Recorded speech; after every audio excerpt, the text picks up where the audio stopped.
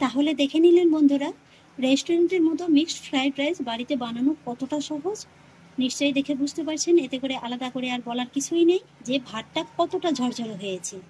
নমস্কার বন্ধুরা, অনুভা রান্নাঘরে সবাইকে স্বাগত জানাচ্ছি। বন্ধুরা, আমার আজকের রেসিপি মিক্সড ফ্রাইড রাইস। নমস্কার বন্ধুরা, অনুভা রান্নাঘরে সবাইকে স্বাগত জানাচ্ছি। আমার আজকের রেসিপি মিক্সড ফ্রাইড রাইস। এটি একটি ইন্দো চাইনিজ রেসিপি। এই রেসিপিটি আপনারা গরম গরম চিকেন মাঞ্চুরিয়ান কিংবা চিলি চিকেনের সঙ্গে খেতে পারেন। খেতে কিন্তু খুবই ভালো লাগে। এই রেসিপিটি কিন্তু আপনারা ঘরোয়া যে কোনো অনুষ্ঠানে রান্না করতে পারেন। খুবই কম সময়ের ভিতরে কিন্তু রান্নাটা হয়ে যায়, আর খেতেও খুব ভালো লাগে। আর সেই জন্য দেখুন বন্ধুরা, একটি বড় বাটির ভিতরে আমি নিয়েছি 2 কাপ বাসমতি চাল। ওজন হিসেবে এখানে আছে 400 গ্রাম। এবার চালের ভিতরে আমি জলটা দিয়ে চালটাকে কিন্তু এইভাবে একটু আলতো হাতে খুব ভালোভাবে ধুয়ে নেব। খেয়াল রাখবেন শুধু চালটা যেন ধোয়ার সময় ভেঙে না যায়। আর এইভাবেই কিন্তু 3 থেকে 4 বারের মতো জল পাল্টে পাল্টে চালটাকে খুব ভালোভাবে ধুয়ে নিতে হবে। চালটাকে আমি খুব ভালোভাবে ধুয়ে নিয়েছি। আর চালটা ভালোভাবে ধুয়ে নেওয়ার পরে আপনারা দেখতে পাবেন যে চালের ভিতর থেকে এরকম একটা পরিষ্কার জল বেরিয়ে এসছে। আর এবার কিন্তু চালটাকে মিনিমাম 20 মিনিটের মতো ভিজিয়ে রাখতে হবে। এইভাবে চালটা ভিজিয়ে রাখলে কি হবে, ভাতটা কিন্তু খুব ঝরঝরে এবং লম্বা হবে। আর এই 20 মিনিটের ফাঁকে চলুন আজকে রেসিপির জন্য বাকি প্রিপারেশনগুলো সেরে নেব। নিয়েছি একটা বাটির ভিতরে 200 গ্রাম বোনলেস চিকেন। একটু খেয়াল করে দেখুন, চিকেনটাকে কিন্তু আমি এইভাবে একটু লম্বালম্বি আর তেরছা করে কেটে নিয়েছি। রেস্টুরেন্টে কিন্তু ফ্রাইড রাইসের চিকেনটা ঠিক এইভাবেই কেটে নেওয়া হয়। এবার আমি চিকেনটাকে একটু ম্যারিনেট করে নেব। আর সেই জন্য চিকেনের ভিতরে দিয়ে দিচ্ছি ছোট হাফ চা চামচ লবণ, সেই সঙ্গে দিয়ে দিচ্ছি ছোট হাফ চা চামচ কালো গোলমরিচের গুঁড়ো। একই সঙ্গে দিয়ে দেবো 1.5 টেবিল চামচ আদা আর রসুন বাটা। এখানে কিন্তু বন্ধুরা রসুনের থেকে আদার ভাগটা একটু কম আছে। মোটামুটি 1 চামচ যদি রসুন বাটা হয়, সেক্ষেত্রে কিন্তু হাফ চামচ হবে আদা বাটা। আর এবার দিয়ে দেবো হাফ পাতিলেবুর রস। এখানে আপনারা পাতিলেবুর রসের পরিবর্তে ভিনিগারটাও ব্যবহার করতে পারেন। সেক্ষেত্রে ভিনিগারটা হাফ চা চামচ দিলেই হয়ে যাবে। আর এবার সবশেষে দিয়ে দেবো 1 টেবিল চামচ ডার্ক সয়া সস। এবার এই সমস্ত উপকরণগুলোকে চিকেনের সঙ্গে খুব ভালোভাবে মিশিয়ে নেব। চিকেনটাকে আমি খুব ভালোভাবে ম্যারিনেট করে নিয়েছি, একটা সাইডে সরিয়ে রাখবো। এবার দেখুন আর একটা বাটির ভিতরে নিয়েছি 200 গ্রাম চিংড়ি মাছ। চিংড়ি মাছটাকে আমি খুব ভালোভাবে বেছে ধুয়ে নিয়েছি। সেম প্রসেসে চিংড়ি মাছটাকেও ম্যারিনেট করে নেব। একই মাপে দিয়ে দিয়েছি লবণ। আর এবার একই মাপে দিয়ে দেবো গোলমরিচের গুঁড়ো। তারপরে দিয়ে দেবো 1.5 টেবিল চামচ আদা রসুন বাটা। এবার আবারও হাফ পাতিলেবুর রস দিয়ে দেবো। আর তারপরে দিয়ে দেবো 1 টেবিল চামচ সয়া সস। এটাকেও একই রকম ভাবে মেখে নেব। চিংড়ি মাছটাকেও আমি খুব ভালোভাবে ম্যারিনেট করে নিয়েছি। আর এবার আমি চিকেন আর চিংড়ি মাছটাকেও 20 মিনিটের মতো এইভাবে রেস্টে রেখে দেবো। 20 মিনিট বাদে এবার ফ্রাইড রাইসের রাইসটাকে রেডি করে নেব। আর সেই জন্য একটি বড় পাত্রের ভিতরে দিয়ে দিয়েছি বেশ খানিকটা পরিমাণে জল। আর জলটাকে কিন্তু এইভাবেই খুব ভালোভাবে গরম করে নিতে হবে। এবার আমি এই জলের ভিতরে দিয়ে দেবো 2 টেবিল চামচ লবণ। লবণটা দিয়ে দেওয়ার পরে দিয়ে দেবো 1 চা চামচ সাদা তেল। এইভাবে যদি একটু সাদা তেলটা ইউজ করা হয়, তাহলে ভাতটা রান্না করার পরে আর একটার গায়ে একটা জড়িয়ে থাকে না। এবার আমি এই যে জল ঝরিয়ে রাখা চালটা দিয়ে দেব। তারপর আলতো হাতে চালটাকে একবার জলের সঙ্গে খুব ভালোভাবে মিশিয়ে নেব। চালটাকে খুব ভালোভাবে মিশিয়ে নিয়েছি। আর এবার মিডিয়াম হাই ফ্লেমে চালটাকে আমি 90%-এর মতো সেদ্ধ করে নেব। বিরিয়ানির চালটা যেমন আমরা 80%-এর মতো সেদ্ধ করে থাকি, এখানে এই ফ্রাইড রাইসের চালটাকে কিন্তু 90%-এর মতো সেদ্ধ করে নিতে হবে। রাইসটা কিন্তু এখানে আমাদের 80%-এর মতো সেদ্ধ হয়ে গেছে। আর ঠিক এই স্টেজে গ্যাসের ফ্লেমটাকে একেবারে কমিয়ে দিতে হবে। আর তারপর এর ভিতরে অ্যাড করতে হবে 1 চা চামচ ভিনিগার। এইভাবে যদি একটু ফ্রাইড রাইসে সামান্য ভিনিগার দেওয়া হয়, তাহলে কিন্তু এই রাইসটা খুব সুন্দর সাদা হয়। এখানে কিন্তু বন্ধুরা আমাদের রাইসটা 90%-এর মতো কুক হয়ে গেছে। আপনাদের বোঝার সুবিধার্থে একটু দেখিয়ে দিচ্ছি। এইভাবে একটা দুটো ভাত হাতে নিয়ে দেখবেন, তারপর এইভাবে একটু চাপ দিয়ে দেখবেন যে ভাতটা কিন্তু এইভাবে 2 টুকরো হয়ে যাচ্ছে। তাহলেই বুঝবেন যে রাইসটা একেবারে পারফেক্টলি কুক হয়ে গেছে। আর এবার আমি গ্যাসের ফ্লেমটাকে অফ করে দেব। আর তারপর একটা ঝাঁঝরির সাহায্যে এইভাবে জলের ভিতর থেকে রাইসটাকে তুলে নেব। আর তুলে এই যে ভাতের ফ্যানটাকে খুব ভালোভাবে ঝরিয়ে নেব। আর ভাতের ফ্যানটাকে খুব ভালোভাবে ঝরিয়ে এইভাবে একটা বড় জায়গার ভিতরে ভাতটাকে একটু ছড়িয়ে রাখলে কিন্তু ভাতটা খুব সুন্দর ঝরঝরে হবে। মিক্সড ফ্রাইড রাইসের ভাতটা রেডি হওয়া মানে আপনার কিন্তু ফ্রাইড রাইসের 3/2 ভাগের মতো কাজটা হয়ে গেল। আর এবার কিন্তু এই ভাতটাকে এইভাবেই রেখে দিতে হবে, খুব ভালোভাবে ঠান্ডা করে নিতে হবে। এইভাবে যখন ভাতটা খুব ভালোভাবে ঠান্ডা হয়ে যাবে, রাইসটাও কিন্তু ততটাই ঝরঝরে হবে। এবার চলে এলাম নেক্সট প্রিপারেশনে। গ্যাসে একটি বড় কড়াই বসিয়ে দিয়েছি। কড়াইতে দিয়ে দেবো 2 টেবিল চামচ সাদা তেল। আর তেলটা একটু ভালোভাবে গরম হয়ে গেলে আমি এই তেলের ভিতরে অ্যাড করব 3টি ডিম। আর ডিম 3টি দিয়ে দেওয়ার পরে এর ভিতরে অ্যাড করব 1/4 টিস্পুন লবণ আর 1/4 টিস্পুন গোলমরিচের গুঁড়ো। এবার গ্যাসের ফ্লেমটাকে মিডিয়ামে রেখে এই ডিমটাকে এইভাবে একটু নেড়ে চেড়ে ডিমের ভুজিয়া রেডি করে নেব। ডিমের ভুজিয়াটা রেডি করা হয়ে গেছে। ডিমের ভুজিয়াটা তৈরি করার সময় যদি আপনারা তেলের পরিমাণটা একটু বেশি দিয়ে মিডিয়াম ফ্লেমে ভুজিয়াটাকে রেডি করে নেন, তাহলে কিন্তু এই ডিমের ভুজিয়া শক্ত হয়ে যেতে পারে না, এর ভিতরে কিন্তু খুব সুন্দর একটা জুসি ভাব থাকে। এবার আমি ডিমের ভুজিয়াটাকে তুলে নেব। আর তারপরে একই তেলের ভিতরে অ্যাড করব আবারও 1 টেবিল চামচ সাদা তেল।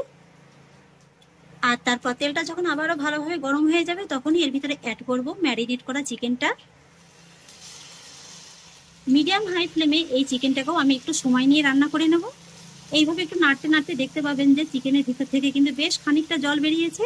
সেই জলটা যতক্ষণ না ভালোভাবে শুকিয়ে যাচ্ছে, ততক্ষণই কিন্তু চিকেনটাকে রান্না করে নিতে হবে।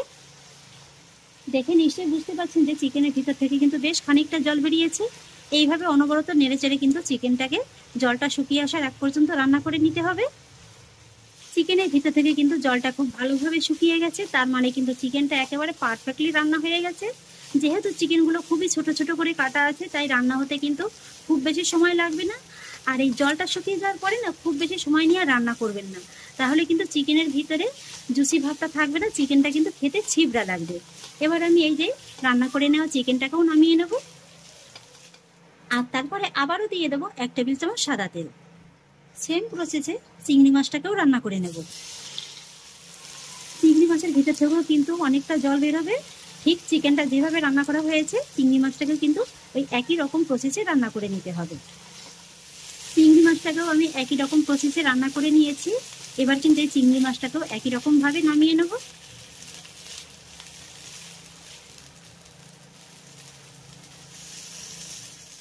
এবার আবারও ওই একই কড়াইয়ের ভিতরে দিয়ে দেবো 3 টেবিল চামচ সাদা তেল।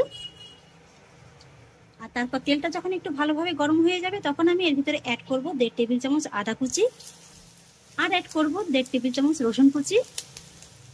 এবার এই আদা রসুনটাকে হালকা করে মোটামুটি 5 থেকে 6 সেকেন্ডের মতো একটু ভেজে নেব। আদা রসুনটাকে এইভাবে একটু ভেজে নেওয়ার পরে এর ভিতরে অ্যাড করব বড় সাইজের 3টি পেঁয়াজ কুচি। চেষ্টা করবেন এইভাবে সমস্ত সবজিগুলোকে একই মাপের কেটে নেওয়ার, তাহলে কিন্তু সমস্ত সবজিগুলো একই রকম ভাবে সুসেদ্ধ হয়ে যাবে।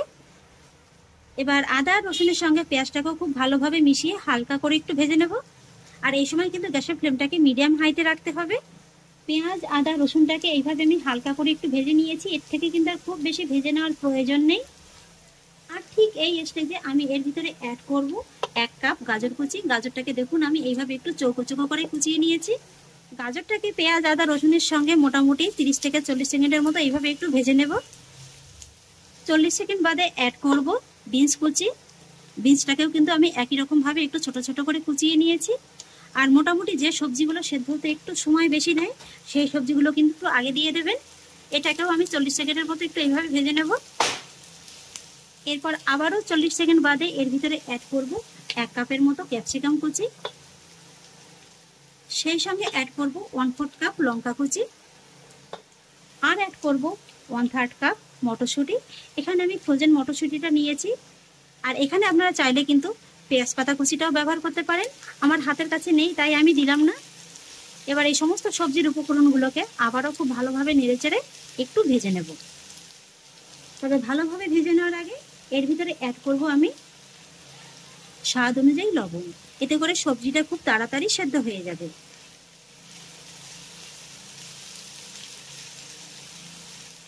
সবজিগুলোকে দেখুন বন্ধুরা, প্রপারলি আমি খুব ভালোভাবে ভেজে নিয়েছি। আর যখন খুব ভালোভাবে ভাজা হয়ে যাবে না, আপনারা নিজেরাই দেখে বুঝতে পারবেন এর ভিতরে কিন্তু কালারটা এরকম হালকা চেঞ্জ হয়ে যাবে। আর এই সবজিগুলোকে ভাজার সময় কিন্তু অবশ্যই গ্যাসের ফ্লেমটাকে মিডিয়াম হাইতে রেখে ভাজবেন, তা না হলে কিন্তু সবজির ভিতরে ক্রাঞ্চিনেস ভাবটা থাকবে না। আর সেক্ষেত্রে কিন্তু এই রাইসটাও খেতে খুব একটা ভালো লাগবে না। আর সবজিগুলো যখন এইভাবে খুব ভালোভাবে ভাজা হয়ে যাবে না, তখনই কিন্তু এর ভিতরে অ্যাড করতে হবে আগে থেকে ভেজে রাখা চিকেনটা, চিংড়ি মাছটা এবং ডিমটা। তারপর এই সমস্ত উপকরণগুলোকে সবজির সঙ্গে আরও একবার খুব ভালোভাবে নেড়েচেড়ে মিশিয়ে নিয়ে 1 মিনিটের মতো একটু রান্না করে নিতে হবে। 1 থেকে 2 মিনিট এইভাবে আমি আবারও একটু রান্না করে নিয়েছি। আর এবার আমি ভেজে নেওয়া সবজি এবং চিংড়ি মাছ, চিকেন আর ডিমটাকে এইভাবে সমান 2 ভাগ করে একটু 1 ভাগ তুলে নেব। যেহেতু আমি একটু বেশি পরিমাণে রাইসটা করছি, তাই কিন্তু একবারে করলে ভাতটা ভেঙে যাওয়ার একটা ভয় থাকবে। তাই এইভাবে আমি 2 ভাগে ভাগ করে 2 বারে রাইসটাকে রেডি করে নেব।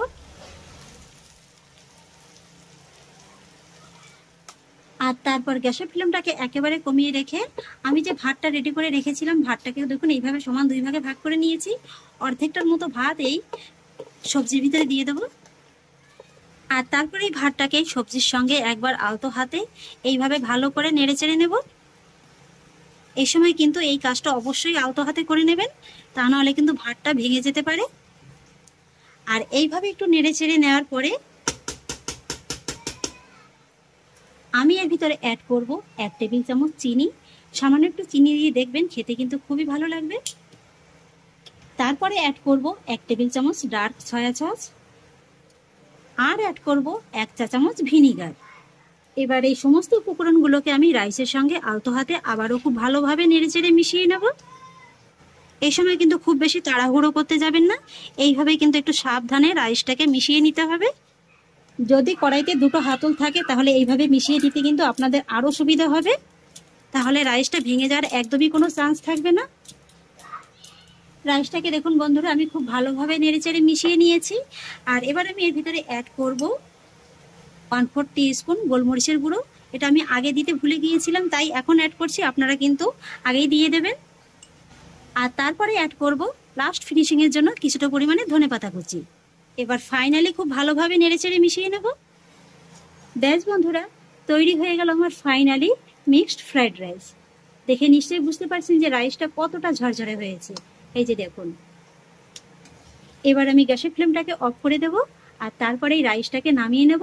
আর একই রকম ভাবে বাকি রাইসটাকেও রান্না করে নেব। তাহলে দেখে নিলেন বন্ধুরা, রেস্টুরেন্টের মতো মিক্সড ফ্রাইড রাইস বাড়িতে বানানো কতটা সহজ। নিশ্চয়ই দেখে বুঝতে পারছেন, এতে করে আলাদা করে আর বলার কিছুই নেই যে ভাতটা কতটা ঝরঝরে হয়েছে। আর দেখতেও দেখুন বন্ধুরা কতটা লোভনীয় লাগছে। আর দেখতে দেখতে সামনেই ভাইফোঁটা এসে গেল। ভাইফোঁটার দিনে কিন্তু দিদি কিংবা বোনেরা ভাইদের এইভাবে মিক্সড ফ্রাইড রাইসটা রান্না করে দিতে পারেন। ফ্রাইড রাইসটা আমি একটা প্লেটে সার্ভ করে নিয়েছি। এবার দেখার একটু সৌন্দর্যের জন্য লাস্ট ফিনিশিং টাচে দিয়ে দেবো সামান্য একটু উপর থেকে ধনেপাতা কুচি ছড়িয়ে। তাহলে আশা করছি বন্ধুরা, আমার আজকের এই মিক্সড ফ্রাইড রাইস রেসিপি আপনাদেরও খুব ভালো লেগেছে। যদি ভালো লেগে থাকে তাহলে আমাকে অবশ্যই একটা লাইক এবং কমেন্ট করবেন, সেই সঙ্গে বন্ধুদের সঙ্গে শেয়ার করবেন। আর প্লিজ বন্ধুরা, যদি আমার পরিবারের নতুন সদস্য হয়ে থাকেন তাহলে একটা সাবস্ক্রাইব করে পাশে থাকা বেল আইকনটি প্রেস করে দেবেন। ফিরে আসছি এরকমই পরের অন্য কোনো নতুন রেসিপি নিয়ে। সবাই ভালো থাকুন, সুস্থ থাকুন, ধন্যবাদ।